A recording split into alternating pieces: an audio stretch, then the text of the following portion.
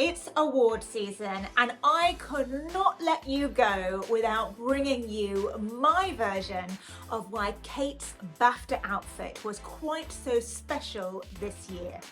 In some ways, this latest look for the BAFTAs was classic Kate. We had the familiar Kate silhouette.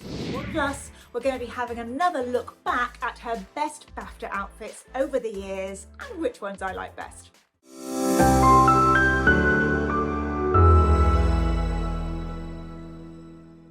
My name is Miranda Holder. I'm a celebrity stylist and your feel-good fashion coach and a bit of a royal fashion buff. Welcome back to my channel. Today we're going to go back to the fabulous Kate Middleton because there's no one that dresses quite like her, and her outfit was, as we'd say here in the UK for the BAFTAs, slightly Marmite this year. Lots of people absolutely loved the drama, but quite a few people hated it or just didn't quite understand it. I really appreciated it for lots of different reasons, so I thought you might like to know why. Let's take a closer look.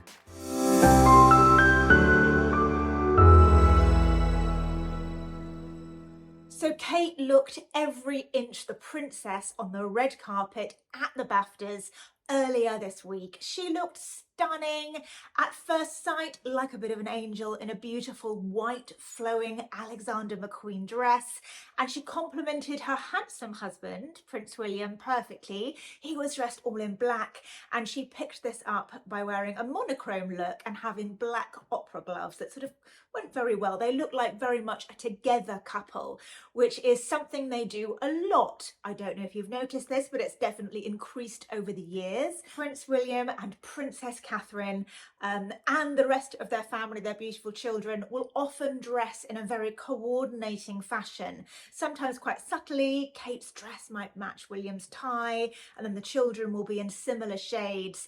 And this is very much on purpose, as everything they do is in the styling front, and it's just really to put on a united front as a family, which is particularly relevant now as there's been a little bit of an uproar with the whole Harry and Meghan moving away thing. The family have had a pretty tough time recently, so they're putting on a united front by dressing in a similar way, and also it looks nice in photographs. It looks more coordinated, so it's win-win. So Kate looked absolutely stunning. In some ways, this latest look for the BAFTAs was classic Kate. We had the familiar Kate silhouette. What do I mean by that? Well, I mean, she really knows how to dress for her figure. She's got a beautiful figure. I think most people will be very happy with her stunning athletic build, but she does dress to complement it perfectly. So if you look at previous outfits that Kate would wear, she will always nip herself in at the waist. She's got a beautiful tiny waist. Let's accentuate it. Why not? Then she balances her slightly broader shoulders. Her shoulders are slightly broader than her hips. And we're always going back to the hourglass figure. If you'd like to see more of that, have a look at my body shape masterclass videos. There's more of those to come. But she balances that out by always having a slightly broader bottom half of her outfit to bring her whole figure back into perfect symmetry, really, being the same width above and below. So this time it was a beautiful floaty, billowy, sort of white wafty skirt, and the whole outfit could actually have looked very, very angelic, feminine, princessy, girly, I think, innocent and girly, if she hadn't done the rest of it. So in true Kate form again, she had all the fashion fun, if you like, on the top half of her body. And this is a recurring pattern and a fashion formula that Kate and her lovely stylist, Natasha Archer, will stick to. So this time we had a striking one-shoulder asymmetric silhouette, which was very, very dramatic and looked beautiful. And then the dress had a bit of a flowing train from one shoulder, which again just heightened the drama, made it very red carpet worthy, and certainly turned heads. And that's really where the classic Kate finishes.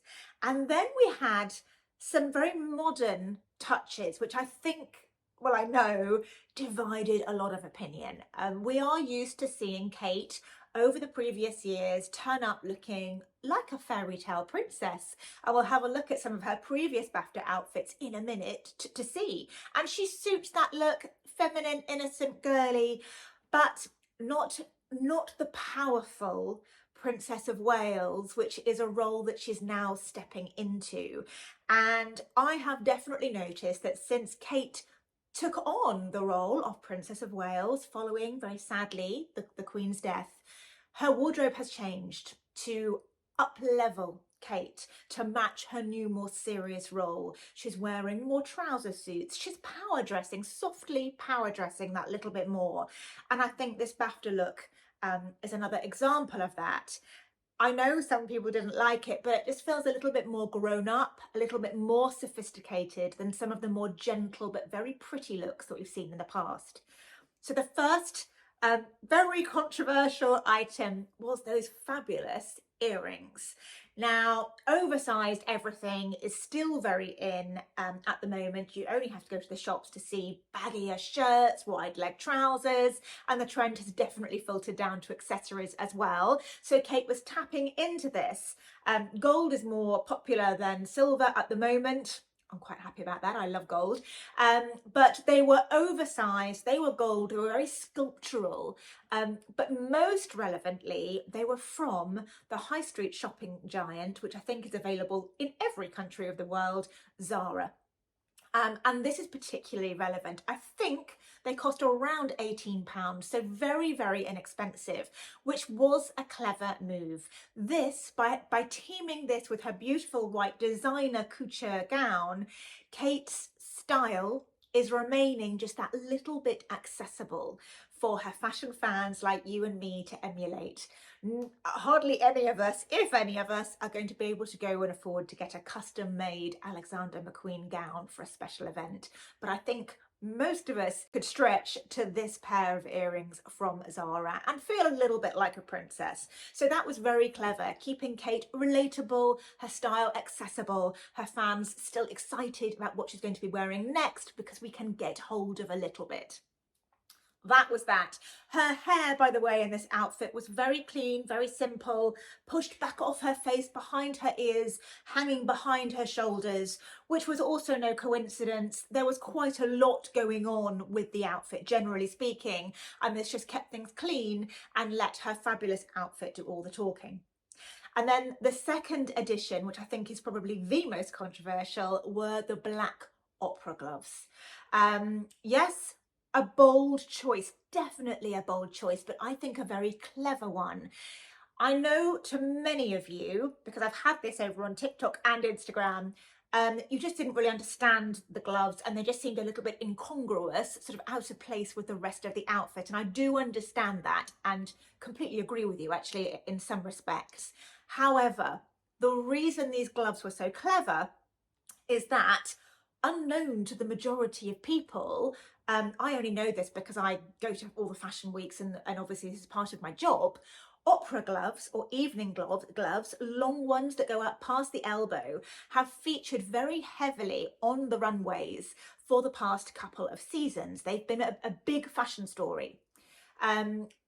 It's one of the big trends that designers have been pushing that actually have not or has not filtered down to the mainstream in our high streets actually, which still makes it quite an avant-garde choice for Kate. However, it's quite a savvy in the know fashionistas choice, because the fashionistas who follow Fashion Week and things like that will know that the evening glove trend at the moment is quite big in the sort of the high fashion world, and the BAFTAs coincided with the very end of London Fashion Week.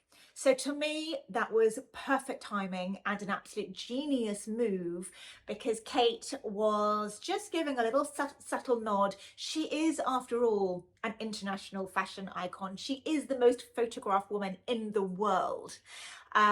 So she has a little bit of a responsibility or a role to play here. She's also Buckingham Palace's poster girl, really, for the firm. She's absolutely stunning. She looks incredible in everything she wears, and the whole of the world wait with bated breath to see what she's going to be wearing next. So that was her little nod of acknowledgement to the fashion community.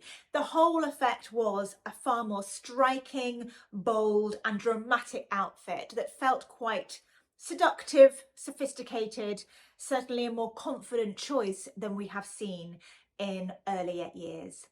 And talking about earlier years of the BAFTAs, I can't resist before I go just having a little look at some of the previous looks that Kate has done, and we can see the difference. And you can let me know what your favourite is in the comments. I'll let you know mine as well. Now, this first image is from 2019 and it's classic fairy tale Princess Kate. It's beautiful. We have a lovely white gown by Alexander McQueen, and if it looks familiar, that's because this very dress was actually reworked for the BAFTAs that has just gone, which is again another genius move. It keeps Kate in touch with the public. There is definitely a cost of living crisis going on in the UK at the moment. I don't know what it's like where you are, but times are certainly tougher. So this keeps her again in touch with everyone who is watching, and is also a more sustainable choice, which is important to the couple, as we know from their tour to Boston recently in the Earthshot ceremony. It's a cause very close to their hearts, so that's why that is relevant. A very pretty look. In 2018, Kate wore a Jenny Packham gown, and that's interesting because everything else that I'm going to show you for the BAFTAs was Alexander McQueen, and he truly is her favourite evening wear designer. This was bottle green.